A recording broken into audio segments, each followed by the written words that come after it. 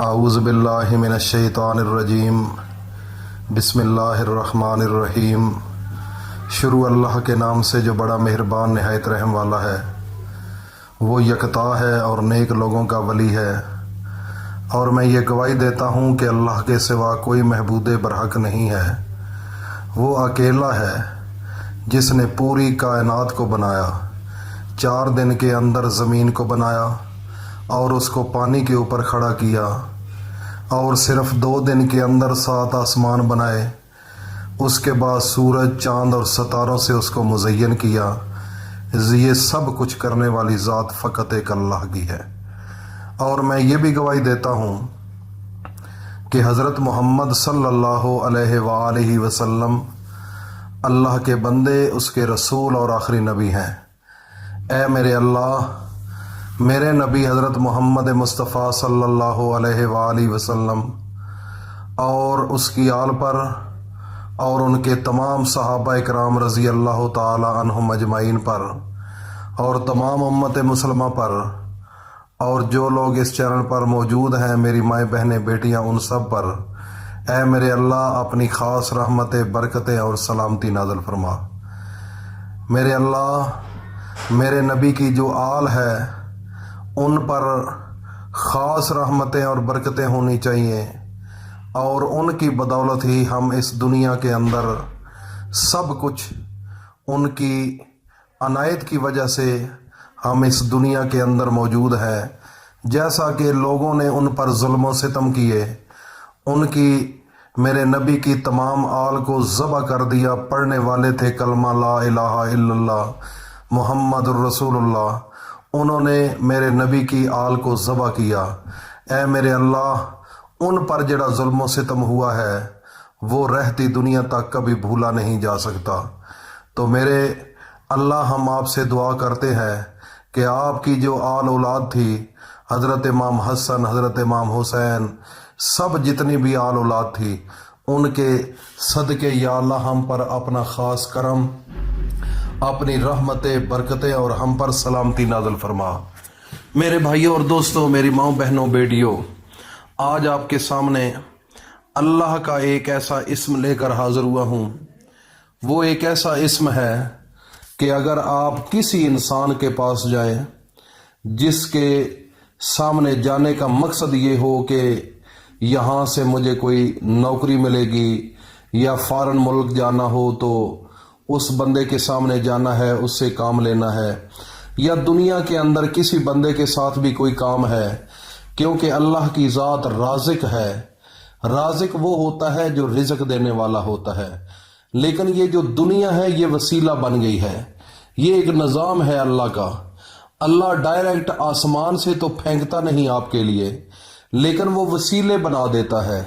وسیلے کیسے بنتے ہیں؟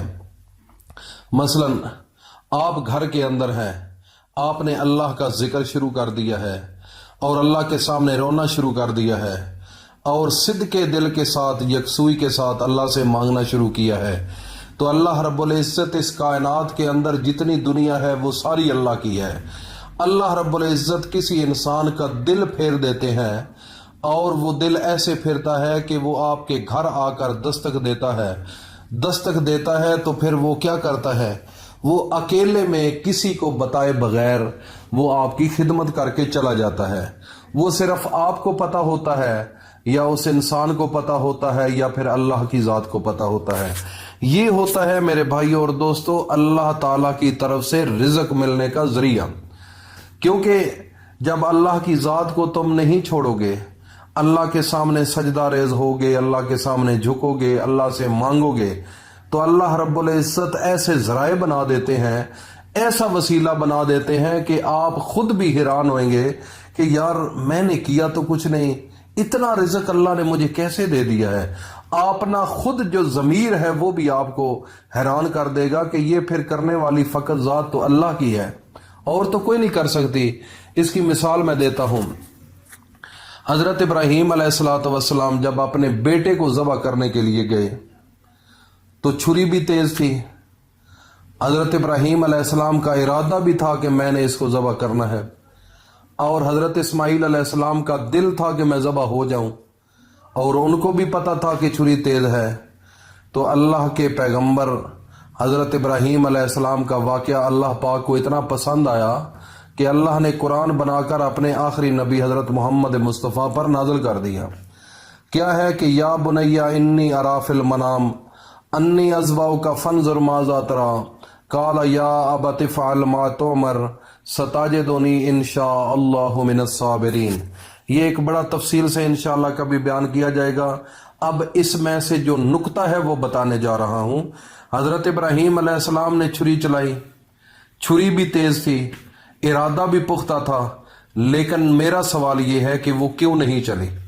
آپ تو چھری یہاں پر کوئی چیز کاٹتے ہیں تو کٹ جاتی ہے، چھری تیز بھی نہ ہو تو تب بھی کوشش کرے تو کٹ جاتی ہے۔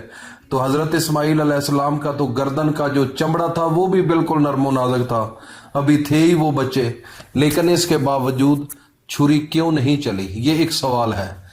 اس سے مراد یہ ہے کہ ہر انسان دنیا کے اندر کوئی بھی ہے تو اس سے پوچھا جائے، سوال کیا جائے، شیعہ ہو، سنی ہو، وہابی ہو، اہل حدیث ہو، کوئی بھی دیوبندی ہو، کسی مسلک سے بھی کوئی تعلق رکھتا ہو، تو اس سے اگر یہ سوال کیا جائے کہ ابراہیم علیہ السلام نے جو چھری چلائی تھی اپنے بیٹے کو ذبح کرنے کے لیے تو وہ کیوں نہیں چلی، تو ہر مسلک کا ایک ہی جواب ہوگا کہ اللہ کی مرضی نہیں تھی، اللہ کی مرضی نہیں تھی۔ تو میرا ایک سوال ہے، اگر اللہ کی مرضی نہ ہو، اگر فرض کیا اللہ کی مرضی نہ ہی صحیح، لیکن یہ پیغمبر ہے، اس کی تو مرضی تھی نا، اس کا تو دل تھا کہ میں کٹ دوں، لیکن سوال یہ پیدا ہوتا ہے کہ کیوں نہیں کٹا۔ اس سے فائنلائز اس کا جو رزلٹ ہے وہ یہ ہے کہ دنیا کے اندر اللہ کی مرضی کے بغیر پتہ بھی نہیں ہل سکتا، اور دنیا میں کوئی مخلوق ایسی نہیں جو اپنی مرضی کے ساتھ کچھ کر سکے، سب کچھ کرنے والی ذات اللہ کی ہے۔ تو میرے بھائی اور دوستو، آج کا جو وظیفہ میں بتانے جا رہا ہوں وہ یہ ہے کہ اللہ کا ایک نام ہے یا رزاق۔ آپ نے کسی سے پیسے لینے ہیں، وہ پیسے نہیں دیتا تو آپ یا رزاق کا دل کے اندر پڑھتے رہیں اور اس بندے کے سامنے جائیں، وہ پیسے دے دے گا۔ اگر کسی کے پاس نوکری ہے، انٹرویو دینے گئے ہیں، کوئی مسئلہ بن گیا ہے، تو آپ یا رزاق کا وظیفہ کرتے جائیں، اس کے سامنے جائیں، وہ آپ کو سلیکٹ کر لے گا۔ آپ فارن ملک جانا چاہتے ہیں، آپ یہ وظیفہ کریں تو آپ کا وہ بھی کام ہو جائے گا۔ دنیا کے اندر کوئی ایسا کام نہیں جو آپ کا اٹک جائے، لیکن میں آپ کو یہ گارنٹیڈ کہہ سکتا ہوں کہ یکسوئی کے ساتھ اللہ پر کامل یقین رکھ کر، اللہ پر پورا بھروسہ رکھ کر، تو جب یہ آپ عمل کریں گے تو اللہ رب العزت وہاں سے آپ کو رزق دینا شروع کر دیں گے کہ آپ خود حیران ہو جائیں گے کہ یہ رزق کہاں سے آ رہا ہے۔ تو میرے بھائیوں اور دوستو، میری ماں بہنوں بیٹیوں، اس وظیفے کو سینے سے لگا لو۔ دنیا میں کوئی ایسا کام نہیں جو آپ کا نہیں ہوگا۔ تو یہ ایک بڑا اعلیٰ عمل ہے، ایک بڑا مجرب وظیفہ ہے، بڑا ازمودہ اور بڑا طاقتور وظیفہ ہے، اس کو کبھی بھولنا نہیں۔ انشاءاللہ اگر آپ نے اس کو نہ بھولا تو اللہ آپ کو نہیں بھولے گا۔ اللہ اتنا رزق دے گا، اتنا رزق دے گا کہ سنبھالنا مشکل ہو جائے گا۔ اللہ پاک ہم سب کا حامی و ناصر ہو۔ السلام علیکم ورحمۃ اللہ وبرکاتہ۔